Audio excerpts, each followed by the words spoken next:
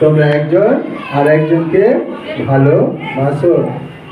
সেই ভালোবাসা মূল্য যিশু আমাদের জন্য শেষ রক্তবিন্দু পর্যন্ত।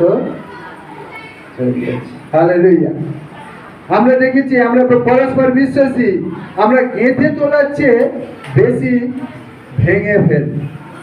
একটা বিশ্বাসী বোন যদি কোনো কারণে হয়তো পুজো করা নিষেধ, সে হয়তো কোনো কারণে কারোর সঙ্গে হয়তো একটু পুজো দেখতে গেছে, ছি ছি তুই যিশুকে যদি তুই এই করলি, তাকে এমন লজ্জায় ফেলে দিল সে আর হয়তো প্রার্থনায় আসতে পারবে না।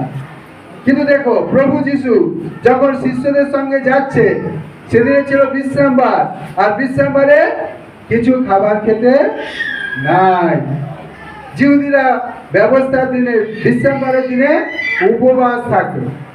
আর শিষ্যরা যখন যিশুর সঙ্গে যাচ্ছে, শিষ্যদের খিদে পেয়েছে, আর শিষ্যরা ধানের, হ্যাঁ গো মায়েরা, ধানের শীষ খেলে কতটা পেট ভরবে। হালেলুয়া।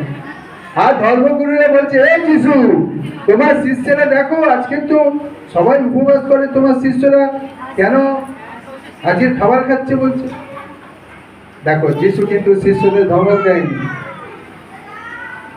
যিশু শিষ্যদের হয়ে ধর্মগুরুদের বলছে, হে কপটিরা, কি বলছে? হে কপটিরা, বর সঙ্গে থাকতে কোনে কখনো উপবাস করে না। আর শাস্ত্রের বছর তুলে নিয়ে আসলো যিশু। যে আবাস স্তম্ভ ছিল, যে মন্দির ছিল, সেই মন্দিরে রুটি থাকতো, রুটি আর আঙুর ফলে রস থাকতো। সেই রুটি কে খেত? যাজক। কে খেত? আর যাজক ছাড়া সেই রুটি কেউ খেতে পারবে না। যদি সেই রুটি কেউ খায়, ঈশ্বরের বাক্যে লেখা আছে, সে তোমাদের জাতি থেকে উচ্ছিন্ন হবে, মানে তার বিনাশ হবে, তাকে মেরে ফেলা হবে। কিন্তু যিশু শিষ্যদের জন্য সেই উদাহরণ নিয়ে এসছে। তোমরা কি শাস্ত্রে পাঠ করো নাই?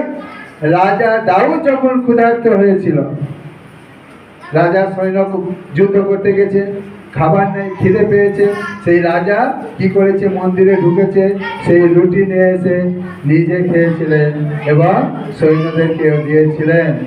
যিশু বলছে, তোমরা কি শাস্ত্রে এরূপ পাঠ করো না? আর একটা উদাহরণ প্রভু যিশু তাদেরকে দিলেন, তোমরা কি শাস্ত্রে পাঠ করো নাই? আমি কি? আমি বিনাশ চাই না, আমি দয়া চাই। হালেলুয়া।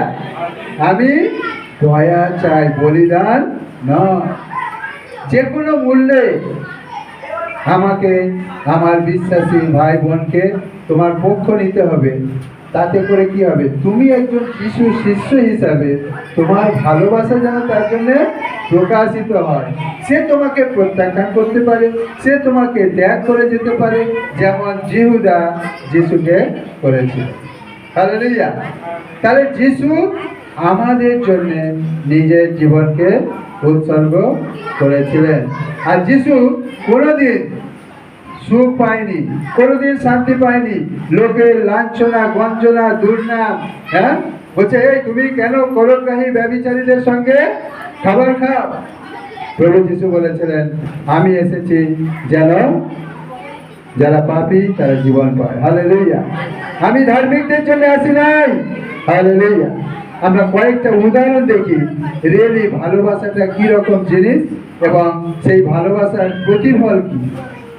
আমরা দেখি, প্রথমে চলে যাই আমরা আদি পুস্তক, তার 4 অধ্যায়।